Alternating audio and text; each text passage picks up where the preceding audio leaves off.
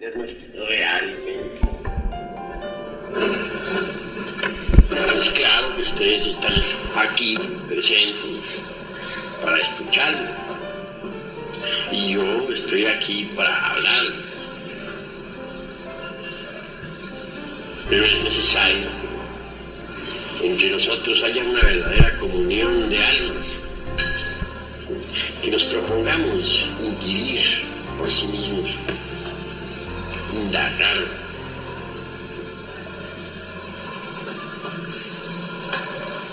buscar, tratar de saber con el objetivo evidente de lograr una orientación en el camino de la autorrealización íntima del ser. Saber escuchar es muy difícil. Saber hablar es más fácil. Sucede que cuando se escucha, se necesita estar abierto a lo nuevo, con mente espontánea, libre de preconceptos, de prejuicios, etc. Mas sucede que el ego, el yo, el mí mismo, no sabe escuchar. Todo lo traduce a sus prejuicios. Todo lo interpreta de acuerdo con lo que tiene almacenado en el centro formativo. ¿Cuál es el centro formativo? La memoria. ¿Por qué se le llama centro formativo? Acción intelectual de los conceptos.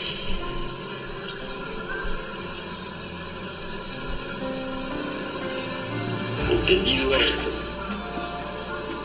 se hace urgente aprender a escuchar con mente nueva. No, repito, con lo que se tiene almacenado, con la memoria. Después de este preámbulo, vamos a tratar de ponernos de acuerdo ustedes y yo sobre conceptos, ideas, etc. Ante todo, es urgente saber si el intelecto por sí mismo puede llevarlo alguna vez a uno a la experiencia de lo real.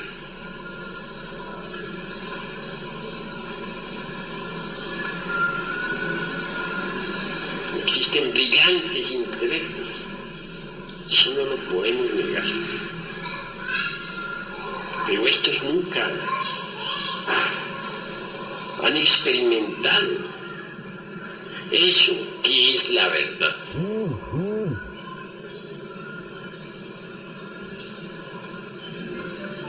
Ante todo, no está de más saber que existen tres mentes en nosotros. A la primera podríamos denominarla mente sensual.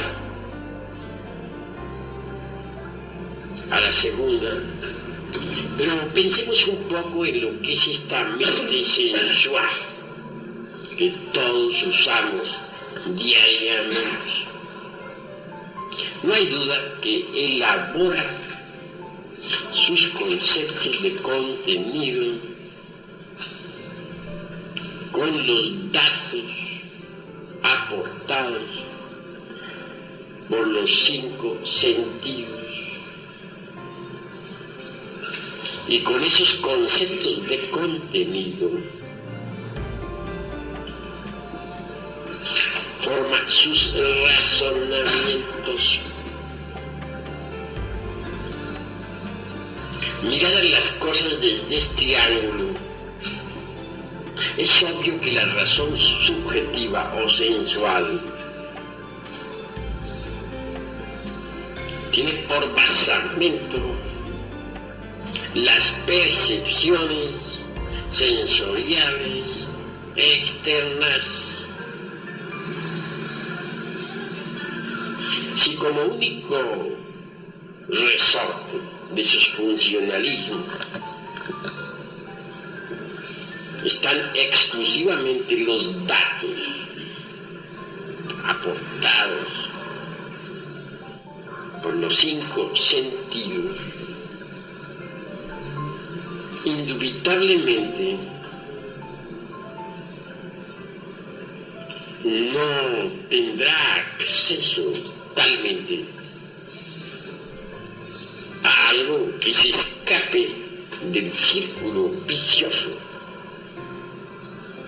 de las percepciones sensoriales externas. Eso es obvio. Nada podrá saber talmente sensual sobre lo real, sobre los misterios de la vida y de la muerte, sobre la verdad, sobre Dios, etc. Pues ¿de dónde podría sacar talmente información si su única fuente de nutrición son los datos aportados por los sentidos? Obviamente no tiene con qué poder conocer lo real. Me vienen estos momentos a la memoria algo muy interesante. Hubo una vez un gran congreso en Babilonia, en la época de los esplendores egipcios.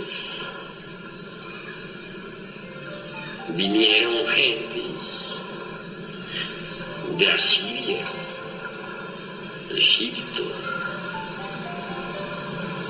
Fenicia, etc., al citado congreso.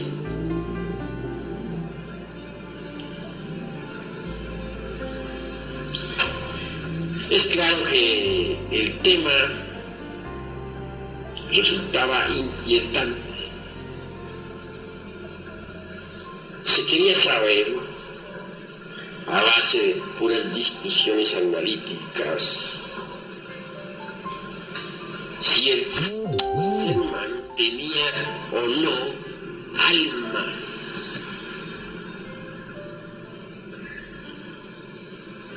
Entonces, obviamente ya los 5 sentidos se habían degenerado demasiado. Solo así podemos explicar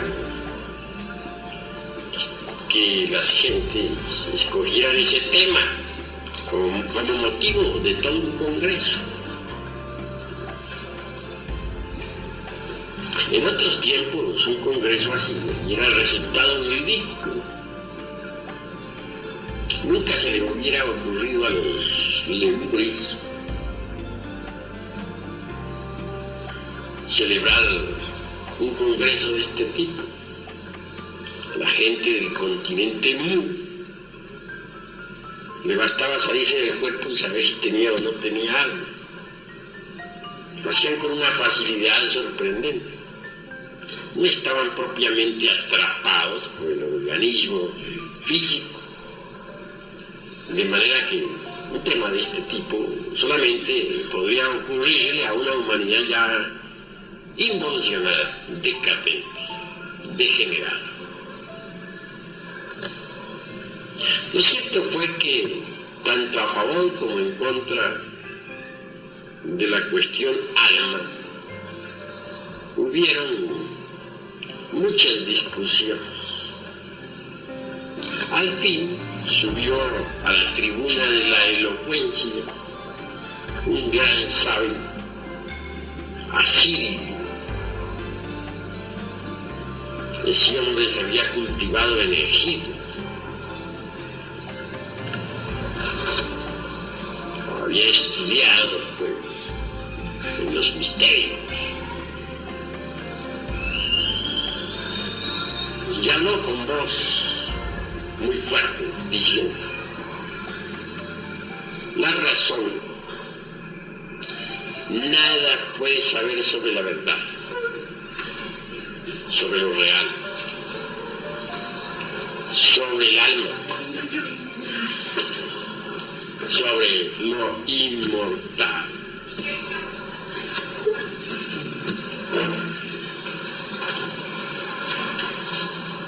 La razón, lo mismo sirve para sostener una teoría espiritualista que una materialista. Podría elaborar una tesis espiritual con una lógica formidable. También podría estructurar por oposición una tesis de tipo materialista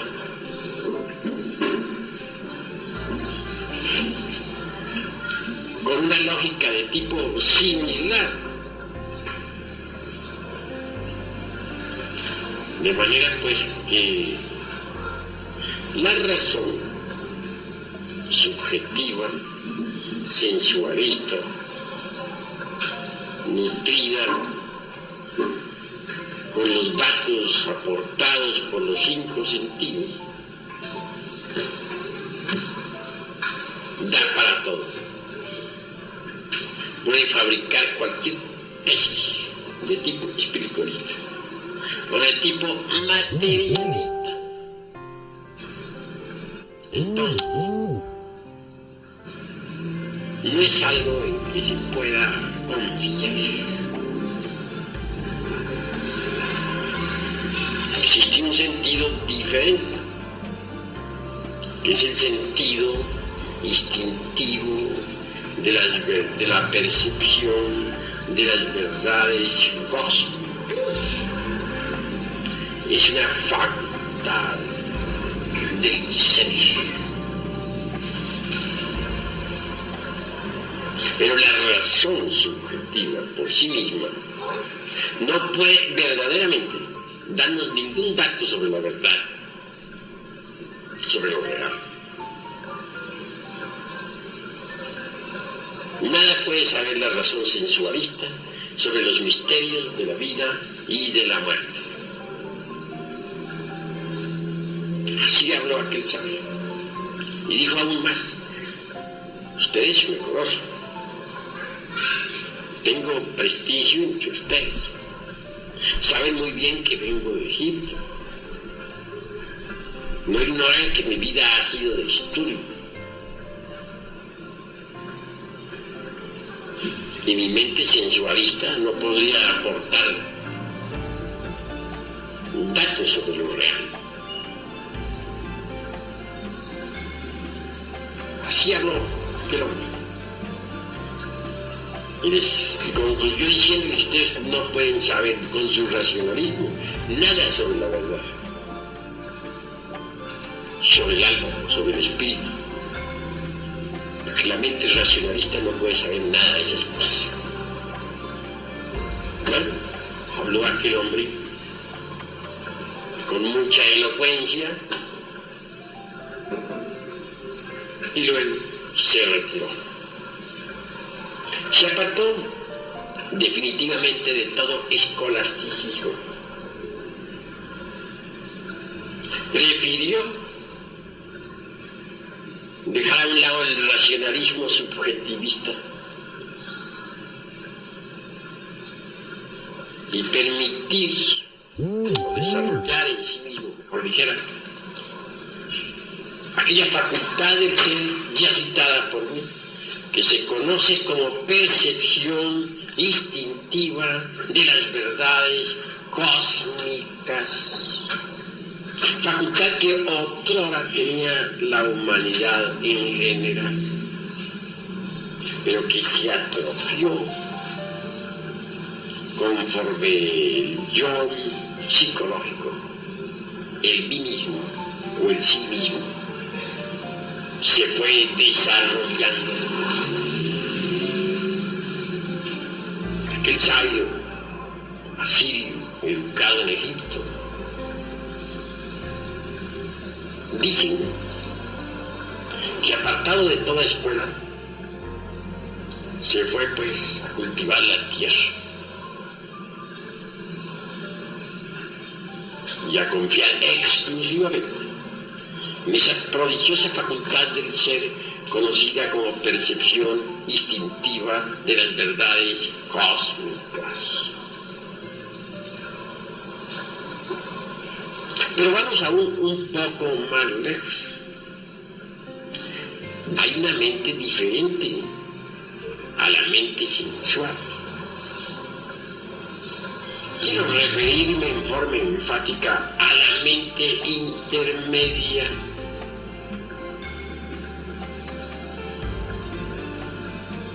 En esa mente intermedia encontramos las creencias religiosas de todo tipo. Obviamente los datos aportados por las religiones al fin y al cabo tienen cabida en la mente intermedia.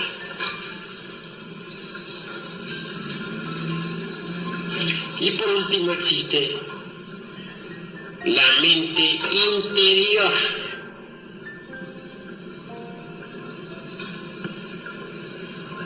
Esto es algo que debemos esclarecer. La mente interior en sí misma y por sí misma funciona exclusivamente con los datos aportados por la conciencia del ser.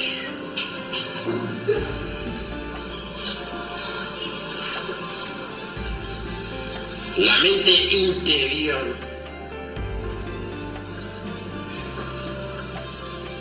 no podría jamás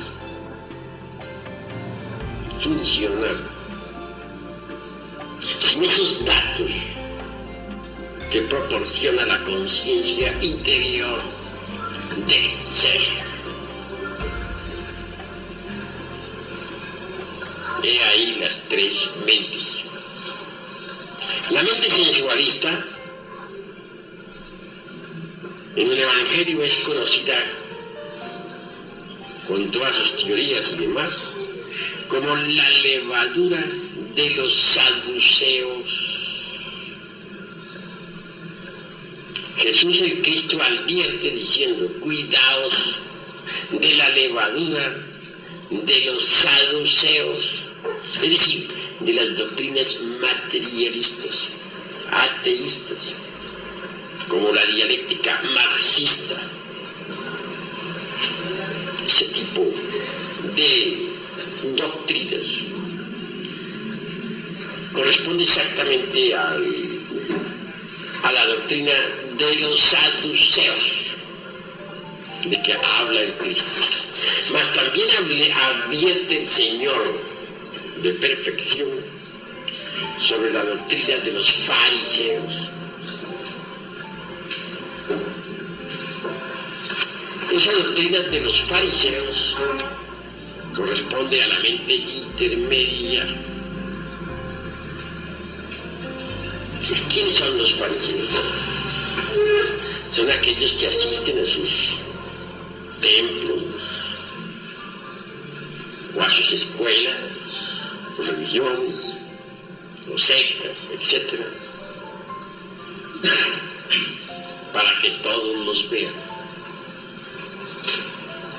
escuchan la palabra, pero no la hacen dentro de sí mismos. Son como el hombre que se mira en un espejo y da la espalda y se va. Únicamente asisten para que otros los vean. Pero nunca trabajan sobre sí mismos.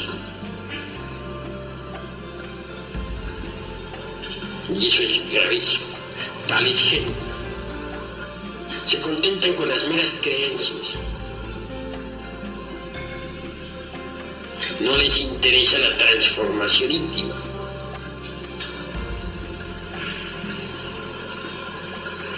Total, pierden su tiempo miserablemente y fracasan. Cuidémonos pues de la levadura de los saduceos y de los fariseos. Y pensemos en abrir la mente interior. ¿Cómo la abriremos? Pues sabiendo pensar psicológicamente. Ustedes aquí reciben clases para el pensar psicológico. Si uno aprende a pensar psicológicamente, logra al fin abrir la mente interior. La mente interior, repito, funciona con los datos de la conciencia superlativa del ser.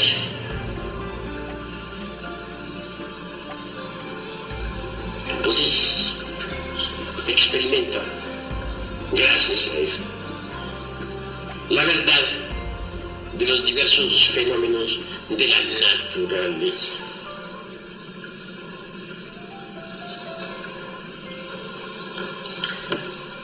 Con la mente interior abierta, podemos nosotros hablar, por ejemplo, sobre la ley del karma. Ya no por lo que otros digan o dejen de decir, sino por experiencia directa. También con la mente interior abierta. Quedamos suficientemente preparados para hablar sobre la reencarnación o sobre la ley del eterno retorno de todas las cosas, o sobre la ley de la transmigración de las almas, etc. Pero repito, ya no basados en lo que leímos o en lo que escuchamos de algunos autores, sino en lo que por sí mismos experimentemos en forma real, directa. Eso es obvio. Don Emmanuel Kant, el filósofo de Königsberg, hace pues una distinción clara entre la crítica de la razón práctica y la crítica de la razón pura. No hay duda de que la razón subjetiva, racionalista, jamás podría aportarnos nada que no perteneciese al mundo de los 5 sentidos.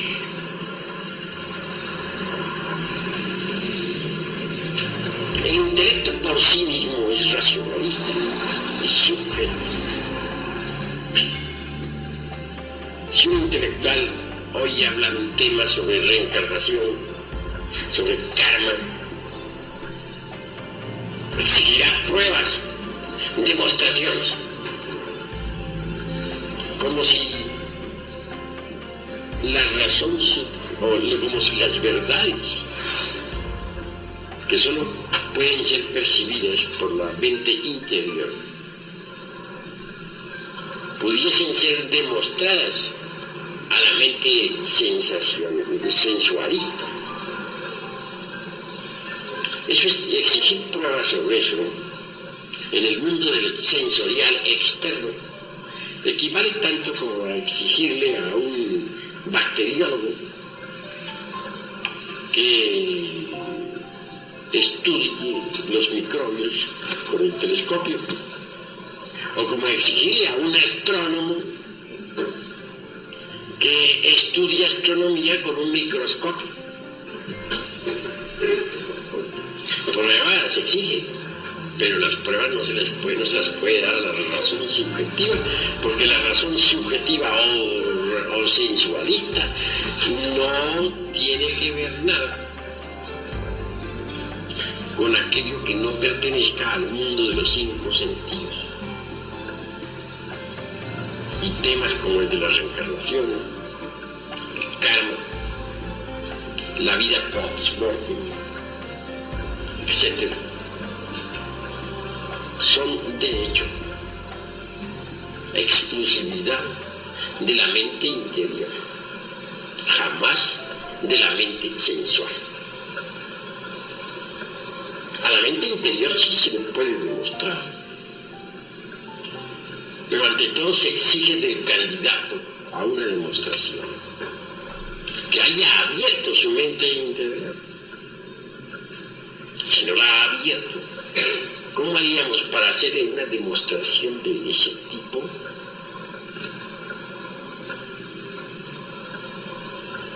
Obviamente aquello sería imposible, ¿verdad?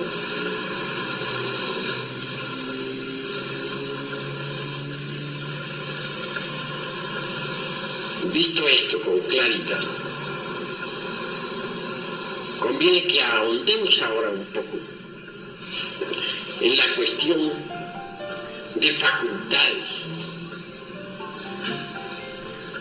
El intelecto por sí mismo es una de las facultades más toscas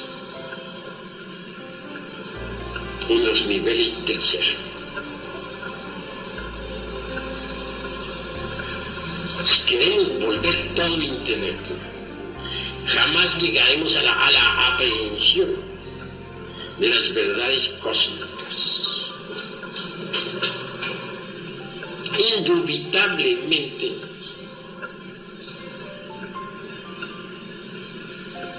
existe, más allá del intelecto,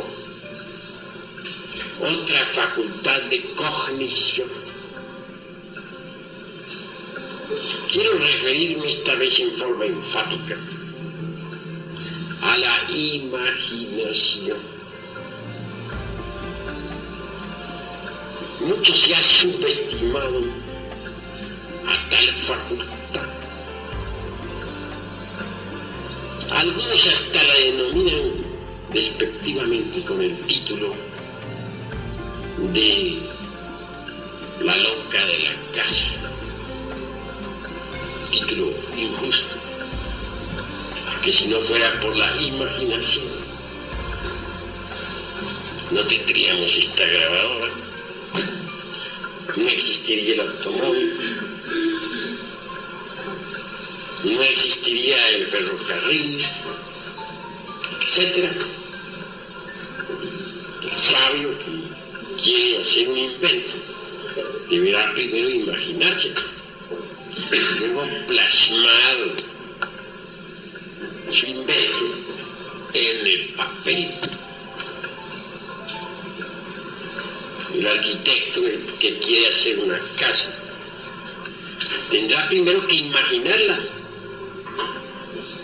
y después la podrá trazar en el plano, de manera que la imaginación ha permitido crear todo invento. No es pues algo despreciable.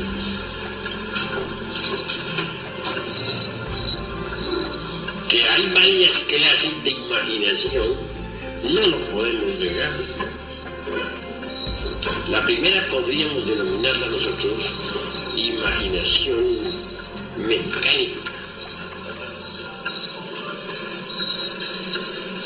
Tal tipo de imaginación es la mismísima fantasía. Obviamente ella está constituida con los desechos de la memoria. No sirve y es hasta perjudicial. Mas existe en verdad otro tipo de imaginación.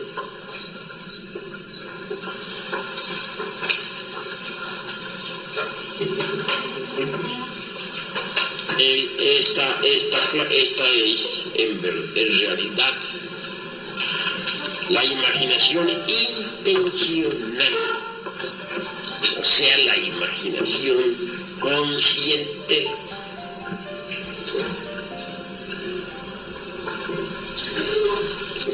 Obviamente, la misma puede desarrollarse espléndidamente y darnos acceso al ultra de todas las cosas. La naturaleza misma posee imaginación. Eso es obvio.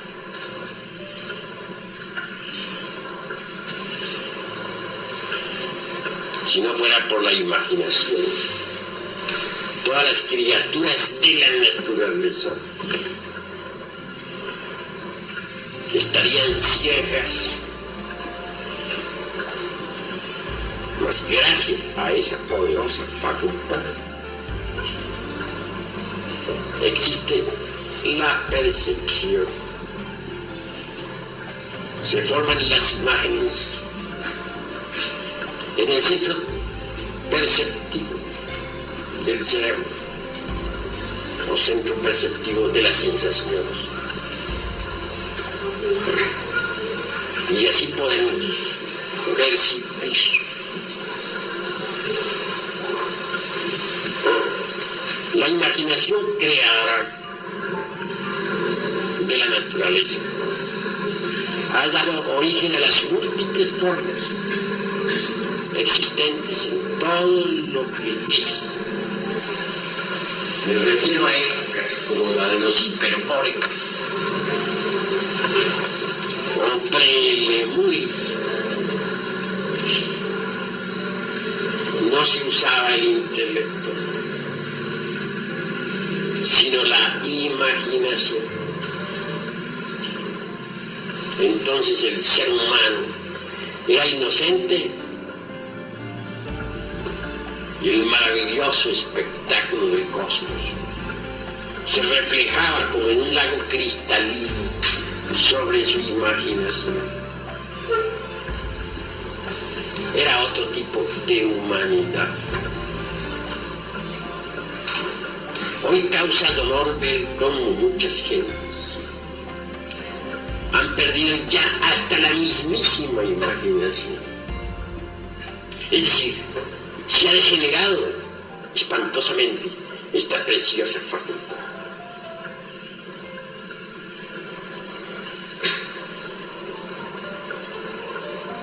Es posible desarrollar la imaginación. Esto nos llevaría más allá de la mente sensual. Esto nos enseñaría a nosotros a pensar psicológicamente. Ya dijimos y repetimos que solo el pensar psicológico podría abrirnos las puertas de la mente interior.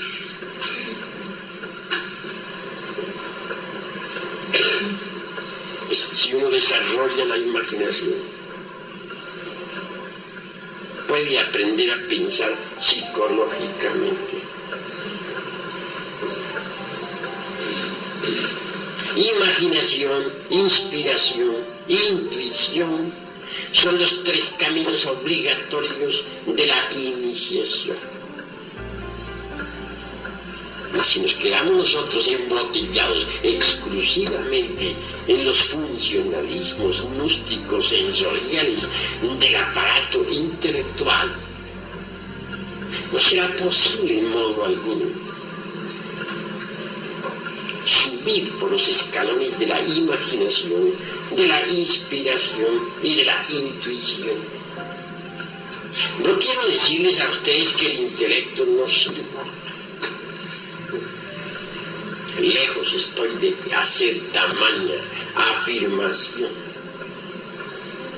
Lo que estoy es aclarando conceptos. Toda facultad dentro de su órbita es útil. Fuera de su órbita es inútil. Un planeta cualquiera es útil dentro de su órbita. Fuera de su órbita es inútil y catastrófico. Lo mismo son las facultades del ser humano. Tienen su órbita.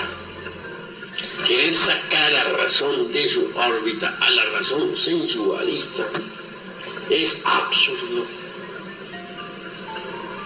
¿Por qué caer en el escepticismo materialista?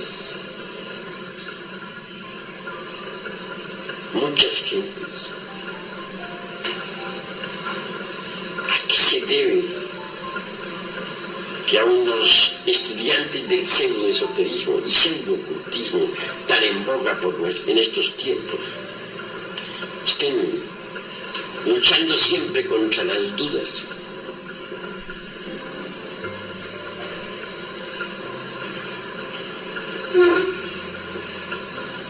¿Por qué muchos andan mariposeando de escuela en escuela y al fin llegan a la vejez sin haber realizado nada?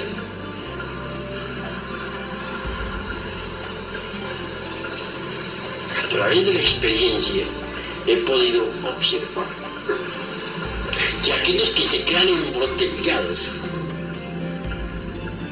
en el intelecto fracasan. O aquellos que quieren comprobar con el intelecto las verdades que no son del intelecto fracasan. Cometen estos el error de querer estudiar astronomía, hablando en forma simbólica, con el microscopio, o estudiar bacteriología con el telescopio. Dejemos a cada facultad en su lugar, en órbita. No la saquemos de su órbita. Necesitamos pensar psicológicamente. Y es obvio que debemos rechazar de plano la doctrina a levadura de los saduceos y de los fariseos y aprender a pensar psicológicamente. ¿No sería esto posible si continuáramos embotellados dentro del intelecto? Entonces más vale que empecemos a subir por la escala de la imaginación. Posteriormente pasaremos al segundo escalón, que es el de la inspiración, y al fin llegaremos a la intuición. Pero veamos cómo se desarrolla la imaginación.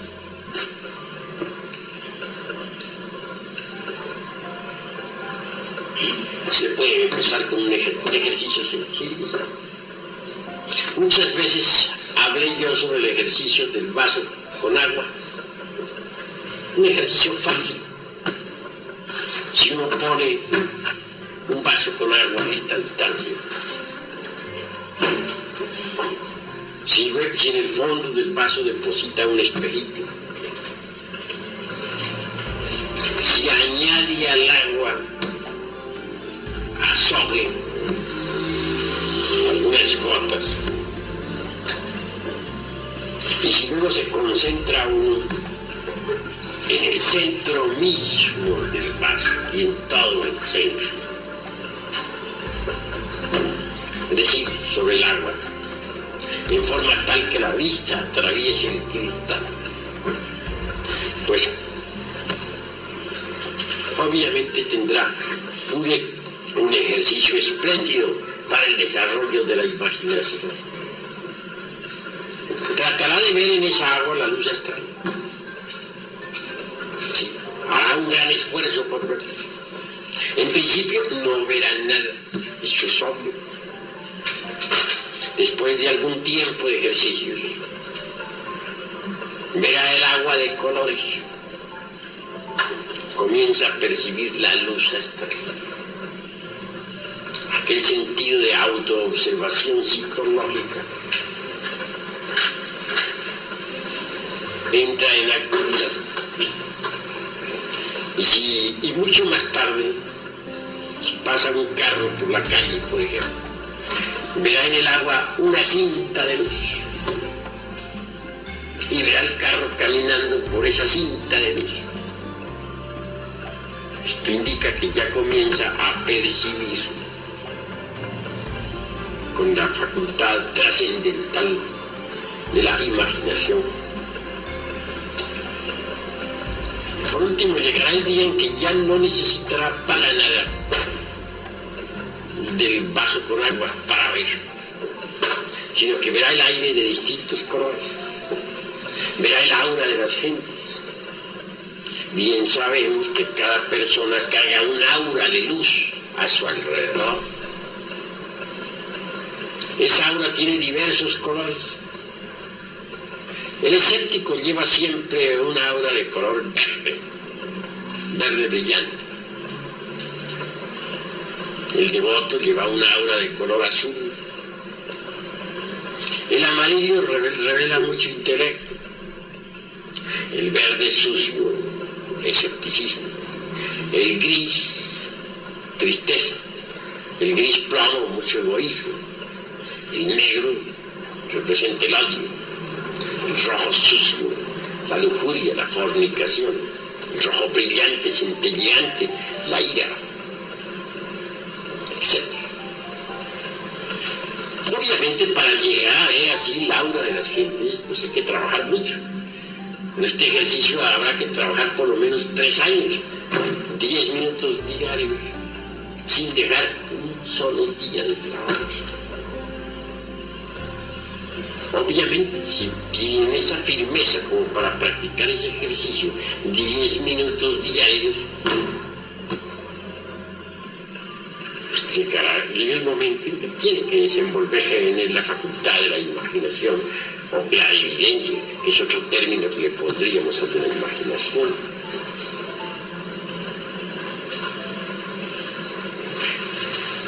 Pero ese no sería el único ejercicio para el desarrollo de esa preciosa facultad. Se necesita algo más. Se necesita de la meditación. Sentado uno en un cómodo sillón, con el cuerpo perfectamente relajado, o acostado en su lecho, pero con el cuerpo relajado y con la cabeza hacia el norte, debe imaginar algo de un rosario. Esta ha sido cuidadosamente sembrada en una tierra negra y fértil. Imaginemos que la regamos con el agua pura de vida, continuando con este proceso imaginativo trascendental y trascendente a su vez. Visualicémosla en el proceso de crecimiento, cómo el tallo brota al fin, cómo se desenvuelve maravillosamente, cómo surgen las espinas de entre aquel tallo y al fin echa ramas diversas. Imaginemos cómo a su vez aquellas ramas se cubren de hojas hasta que al fin aparece un capullo que se entreabre deliciosamente y es la rosa. En estado de manteiga, como dijeran los iniciados de Eleusis, hablando a los griegos y tal vez hasta a los orfeos, diríamos que conviene hasta sentir en sí mismos el aroma delicioso. Se escapa de entre los pétalos rojos o blancos de la preciosa rosa.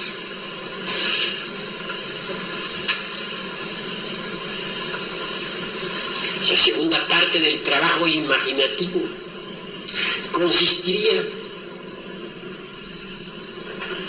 en visualizar con entera claridad meridiana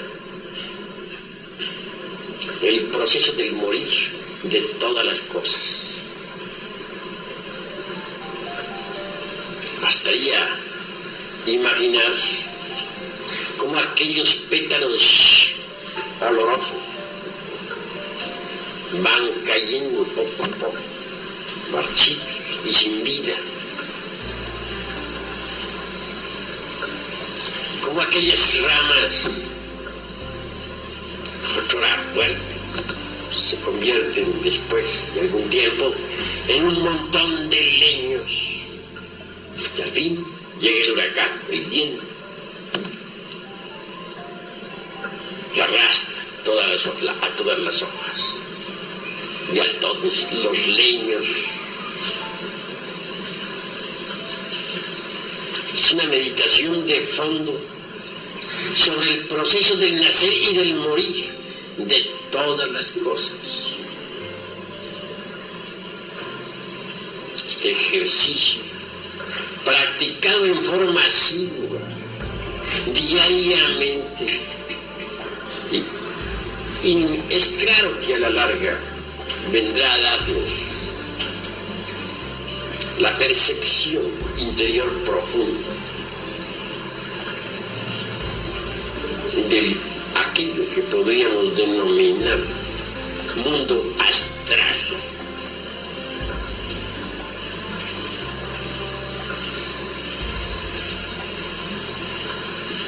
Ante todo, es bueno advertir a todo aspirante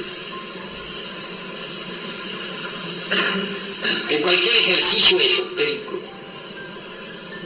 incluyendo este ya citado, requiere de parte del discípulo la continuidad de propósitos. Porque si practicamos hoy y mañana no, cometemos un gravísimo error. Solo habiendo de verdad aplicación en el trabajo esotérico es posible el desenvolvimiento de esa facultad preciosa de la imaginación.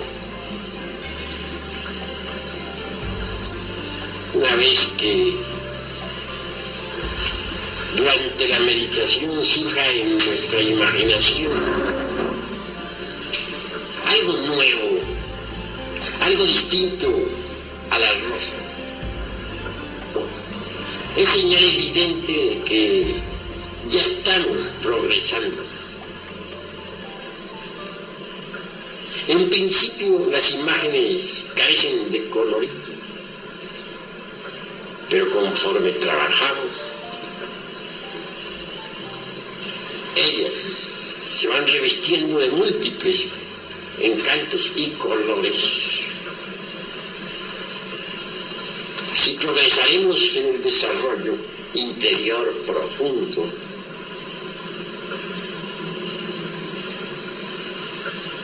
Un paso más avanzado en esta cuestión nos llevaría a la recordación de nuestra vida y de nuestras vidas anteriores. Incuestionablemente quien haya desarrollado en sí mismo la facultad imaginativa, bien podría tratar de capturar o de aprehender con este diáfano o translúcido el último instante de su pasada existencia. Entonces, en ese espejo lúcido de su imaginación, se reflejaría un lecho de moribundo, si es que en cama fallecido, entre paréntesis, alguien podría morir en un campo de batalla o por un accidente.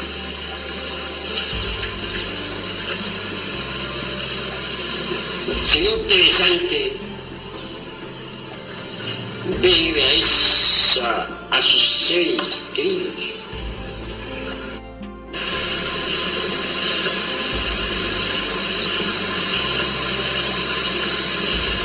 continuando con este proceso tan maravilloso del desarrollo relacionado con la imaginación. Podría intentarse conocer ya no solamente el último instante de su vida anterior, sino el penúltimo, el trasantepenúltimo, los últimos años, los penúltimos, hasta la juventud, la adolescencia, la niñez, y así venir a recapitular preciosamente toda la vida pasada. Similarmente, esto, llevado más lejos, nos permitiría también capturar cada una de nuestras vidas anteriores. Y así vendríamos por experiencia directa, viva, a verificar la realidad de la ley del eterno retorno de todas las cosas. No es el intelecto precisamente que puede verificar esa realidad. Con el intelecto podemos discutir tal tema, o afirmarlo, o negarlo, pero eso no es verificación.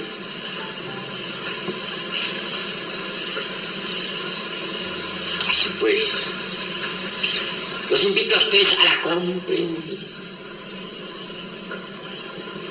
La imaginación les abrirá las puertas de los paraísos elementales de la naturaleza. Con la imaginación tratamos de percibir un árbol. Si meditamos en el mismo, veremos que está compuesto de multitud de pequeñas celulosas,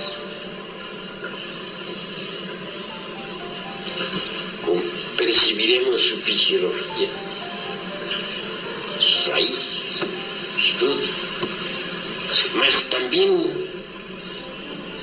lograremos ahondar un poco más y ver directamente la vida íntima del árbol. No hay duda de que este posee eso que podríamos denominar esencia o alma. Cuando uno en estado de mantilla o llama o éxtasis o arrobamiento percibe la conciencia de un vegetal, descubre con claridad perfecta que esta es ciertamente una criatura elemental, una criatura que tiene vida, no perceptible para los 5 sentidos, no perceptible para la capacidad intelectiva,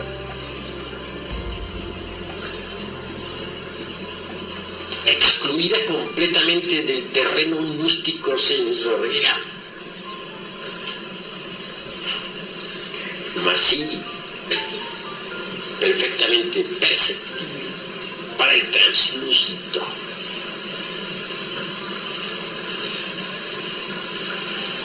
Interesante, y resulta que en pasos posteriores se puede llegar a conversar, a platicar con ese elemental.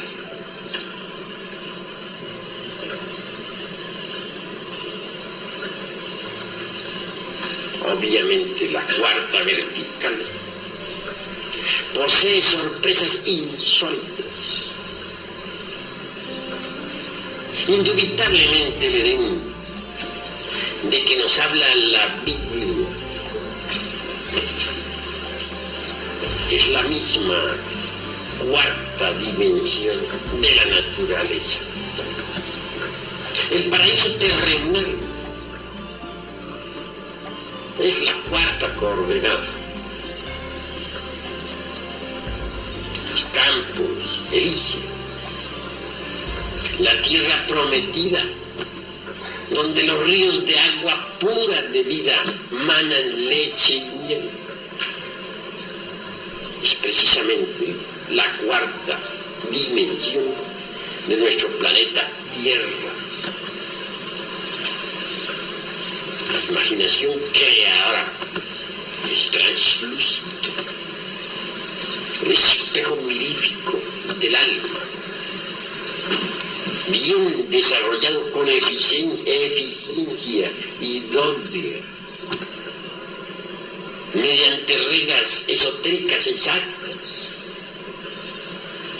Indubitablemente nos permite la verificación exacta, la verificación de lo que aquí estoy afirmando en forma enfática. Así pues, yo les invito a ustedes claramente al análisis superlativo de todo esto. Yo les invito a el desarrollo de esa facultad cognitiva, conocida siempre como imaginación. Es una facultad extraordinaria.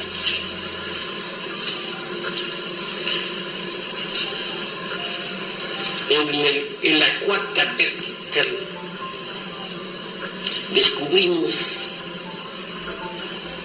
templos extraordinarios. Y es que la vida elemental está clasificada por el logos.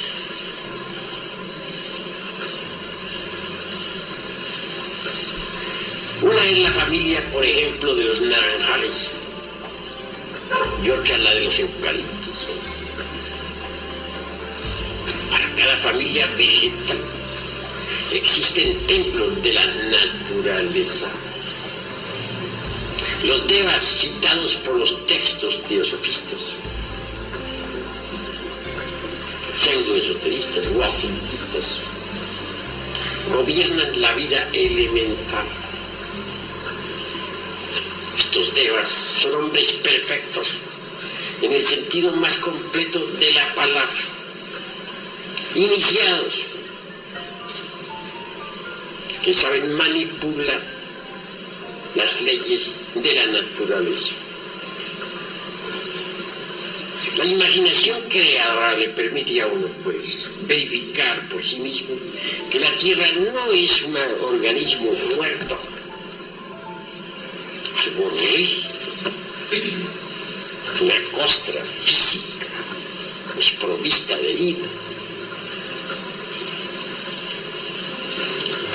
La imaginación creadora le permite a uno saber por sí mismo que la Tierra es un organismo vivo. Me viene en estos momentos a la memoria la afirmación aquella neoplatónica de que el alma del mundo está crucificada en la tierra. El alma del mundo es un conjunto de almas, un conjunto de vidas que palpitan y tienen realidad. Para las gentes hiperbóreas, los volcanes, los mares profundos, las vetas de los metales, las gargantas de las montañas, el huracanado viento, el fuego flamígero, las fieras rugientes o las aves, no eran sino el cuerpo de los dioses. No veían aquellos hiperbóreos en la tierra algo muerto. Para ellos el mundo era algo vivo, un organismo que tenía vida y la tenía en abundancia. Entonces se parlaba en el orto purísimo de la divina lengua, que como un río de oro corre bajo la selva espesa del sol.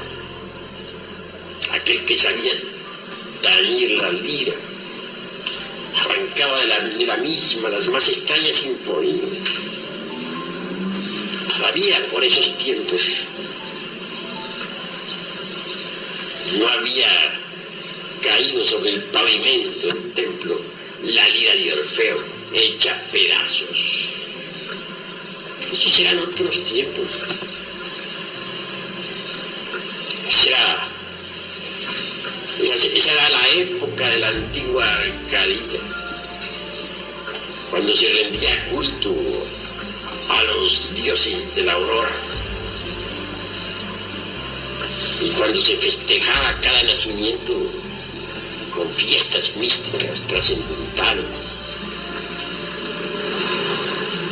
Si ustedes desarrollaran en forma eficiente la facultad de la imaginación, no solamente podrían recordar sus vidas anteriores, sino comprobar en forma específica lo que aquí, con claridad completa, estoy expresando didácticamente.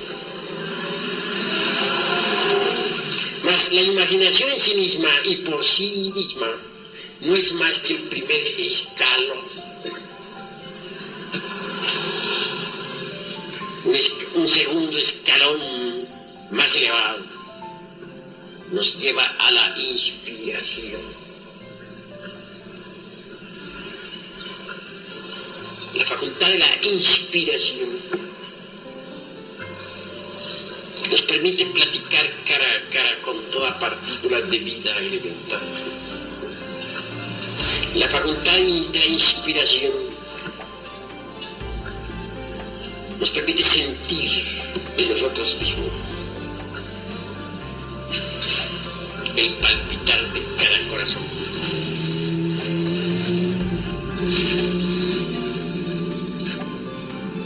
Imaginemos por un momento nuevamente el ejercicio del rosario. Si después de todo, si concluido el meditar en el nacer y en el morir del mismo,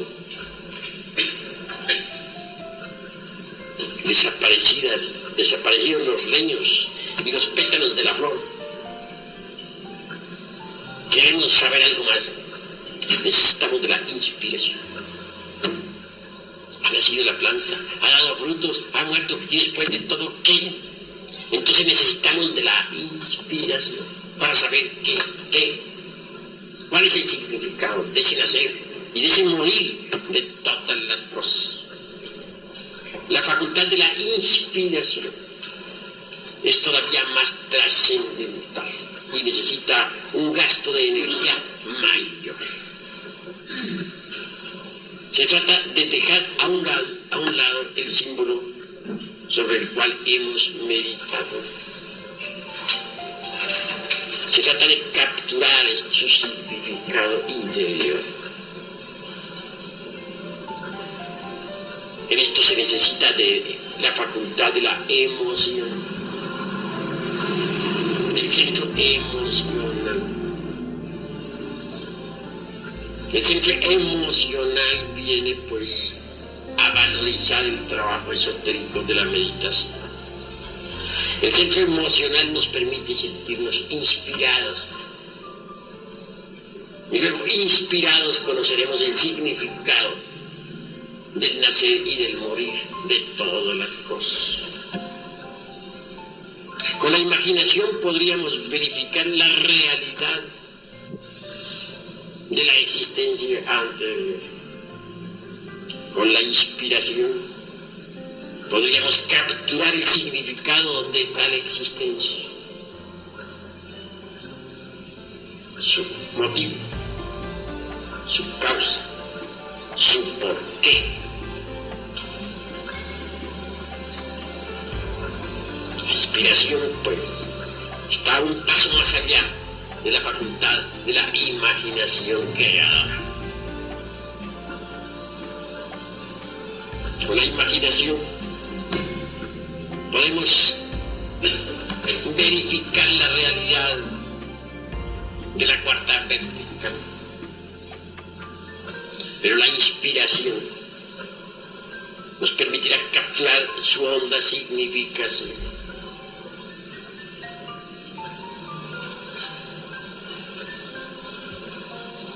Por último, más allá de la facultad de la imaginación y de la inspiración, tenemos que llegar nosotros a las cimas de la intuición. Así pues, imaginación, inspiración, intuición son las tres escalas de la iniciación. La intuición es algo diferente. Volvamos al rosal de nuestro ejemplo. Indubitablemente, con el proceso de la imaginación, durante el ejercicio esotérico, trascendental y trascendente, hemos visto los procesos, hemos visto cómo creció el rosal, cómo dio frutos y por último, cómo murió, se convirtió en un montón de leños. La inspiración nos permitirá conocer el significado de todo eso. Pero la intuición nos llevará a la realidad espiritual de eso. Entonces penetraremos con esa preciosa facultad superlativa en un mundo exquisitamente espiritual. Nos encontraremos cara a cara, no solo con el elemental visto con la imaginación, el elemental del rosal, sino aún más. Nos encontraremos con la chispa virginal, o la mónada divinal, o partícula ígnea suprema del rosal. Penetraremos en un mundo donde hallaremos a los Elohim, creadores citados por la Biblia mosaica o hebraica. Veremos a toda la hueste creadora del ejército de la palabra. Es decir, hallaremos al demiurgo creador del universo. Es esa intuición la que nos permitirá platicar cara a cara con los arcángeles hoy, con los tronos,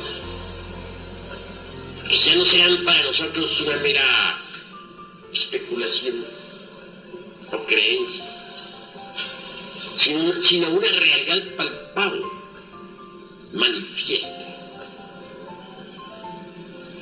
la intuición podrá permitirnos el acceso a las regiones superiores del universo y del cosmos. Por medio de la intuición podremos estudiar cosmogénesis, antropogénesis, etc. La intuición nos permitirá penetrar en los templos de la fraternidad universal blanca, en los templos de los Elohim, o Prajapatis, o Kumaras, o tronos. La intuición nos permitirá conocer la génesis de nuestro mundo. Con la intuición podremos asistir a la aurora misma de la creación. Saber, no por lo que haya dicho alguien, sino por vía directa, cómo surgió este mundo de entre el caos, de qué forma fue creado, de qué manera hizo aparición dentro del concierto de los mundos.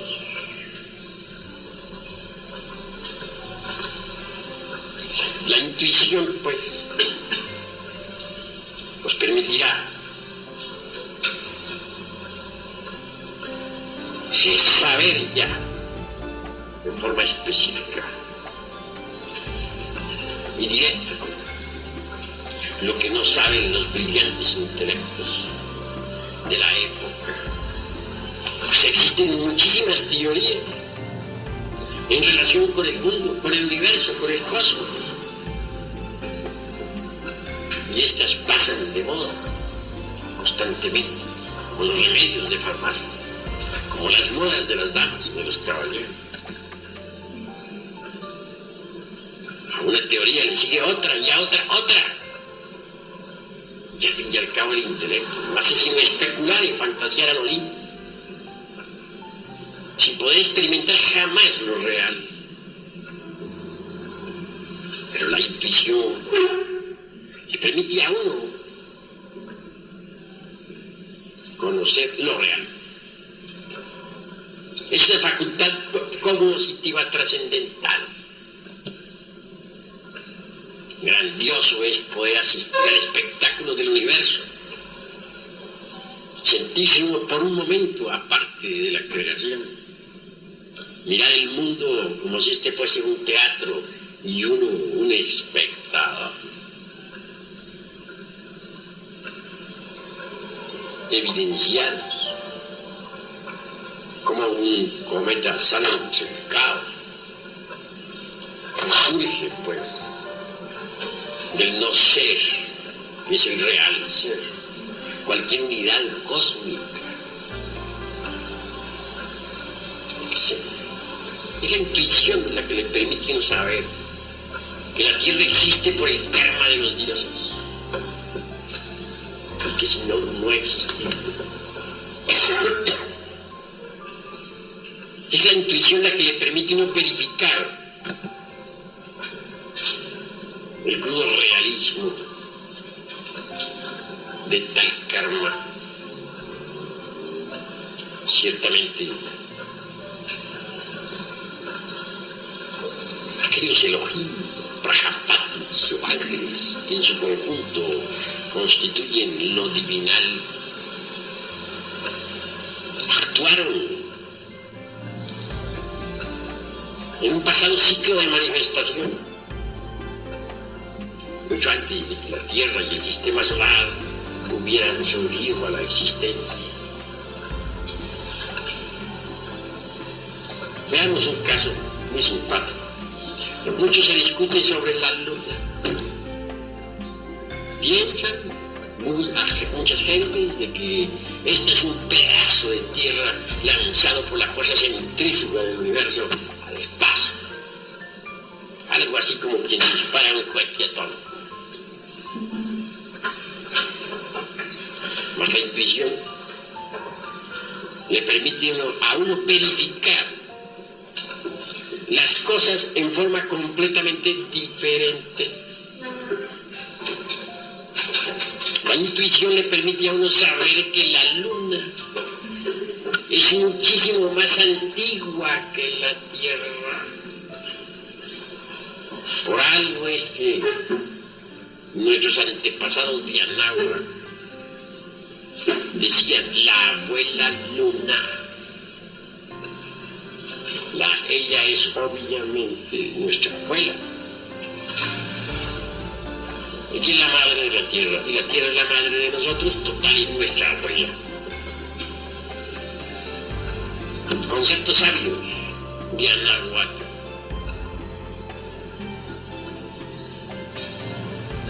La Tierra realmente surgió mucho más tarde en el devenir de los siglos.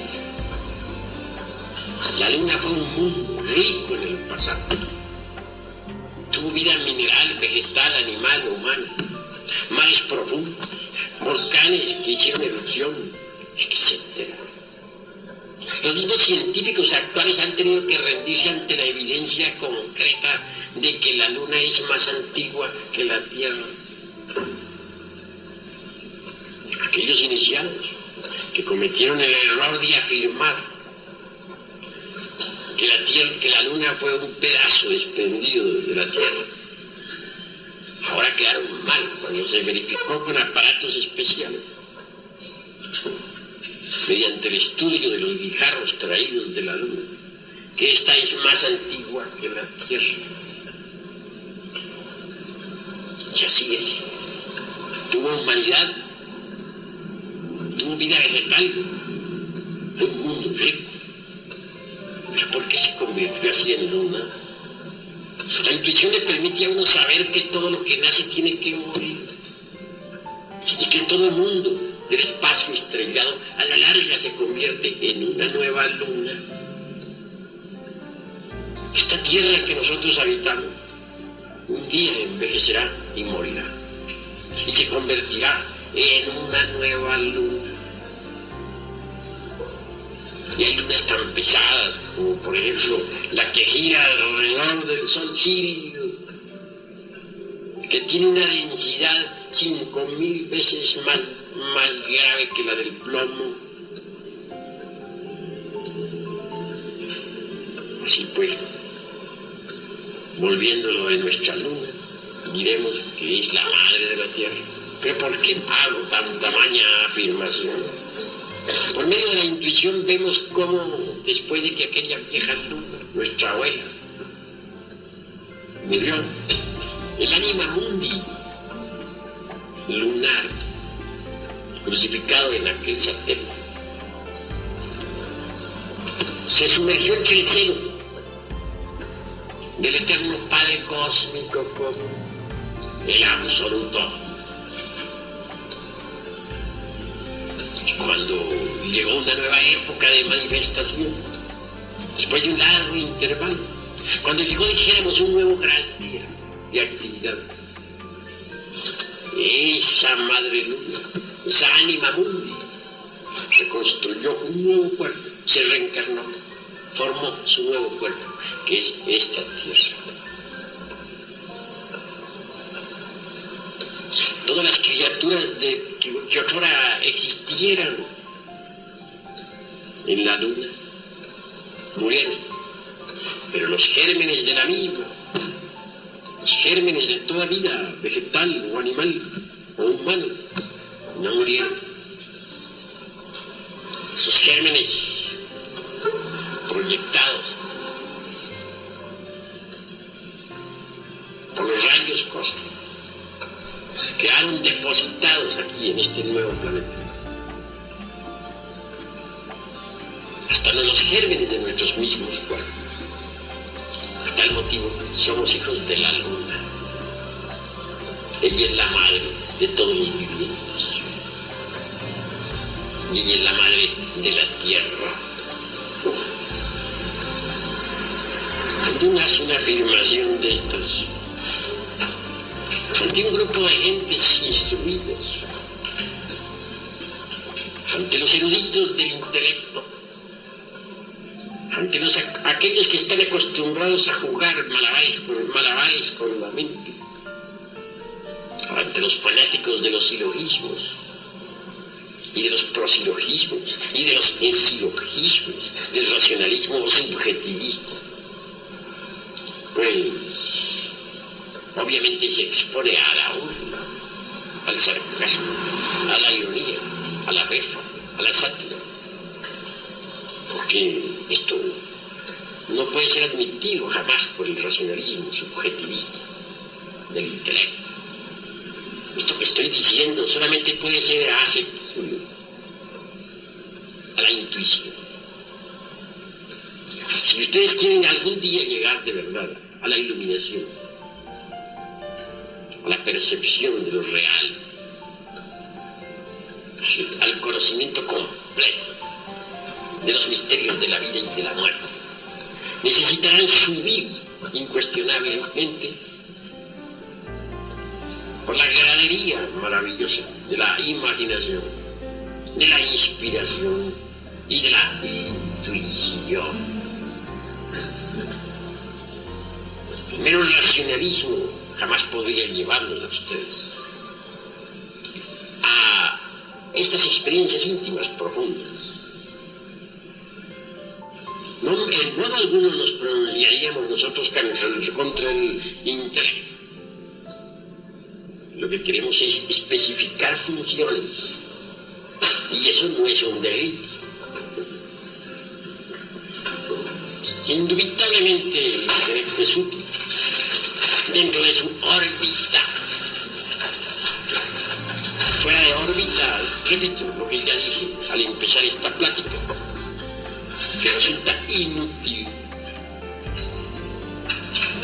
Pero si nosotros nos fanatizamos con el intelecto y de plano nos negamos a querer subir por los escalones de la imaginación, jamás llegaríamos indubitablemente a pensar psicológicamente. Y quien no sabe si pensar psicológicamente queda atrapado con exclusividad absoluta por lo místico sensorial. Y hasta puede convertirse, de hecho, en un fanático de la dialéctica marxista. Solo el pensar psicológico abrirá la mente interior. Eso es obvio. Quien ha subido por los escalones de la inspiración y de la intuición, indubitablemente, de hecho, ha abierto las puertas maravillosas de la mente interior.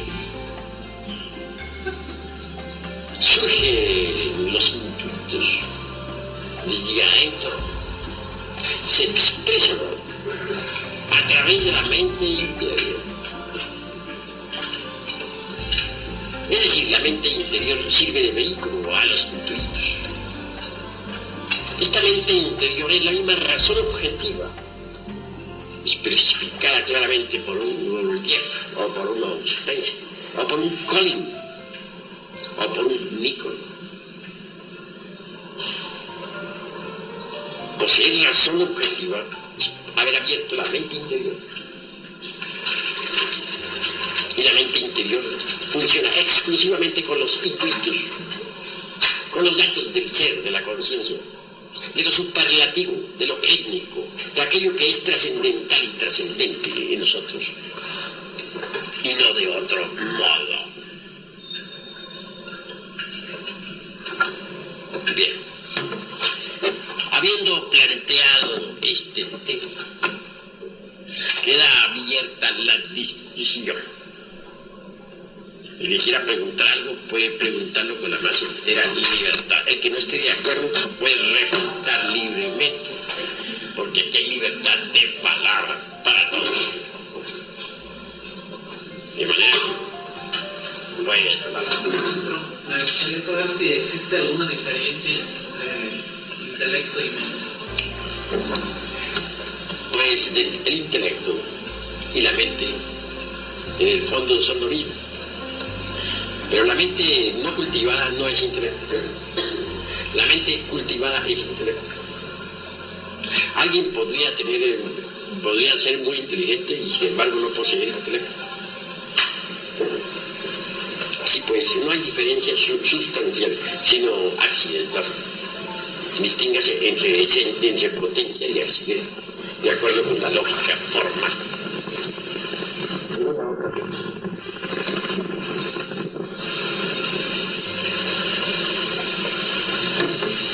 A ver, todos tienen, no teman, pregunten, para que vayamos nosotros aclarando puntos. A ver, toda la palabra da.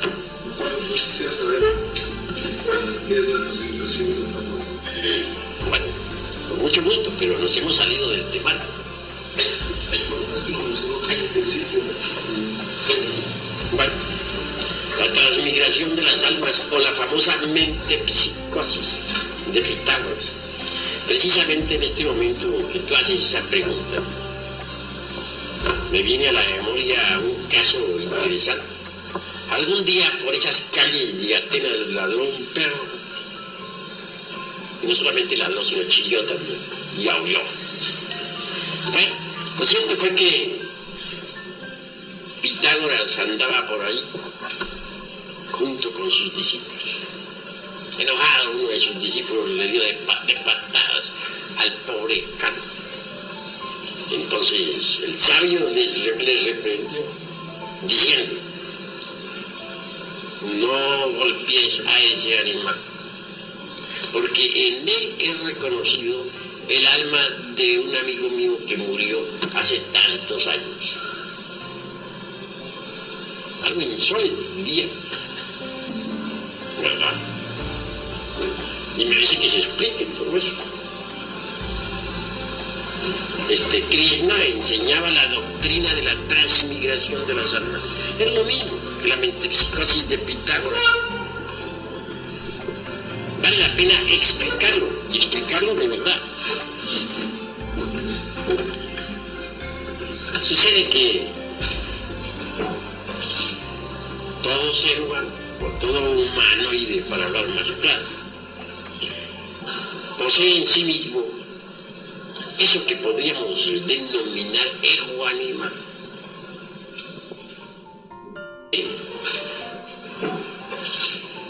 Todo ser humano, o todo humanoide, para hablar más claro, posee en sí mismo eso que podríamos denominar ego animal.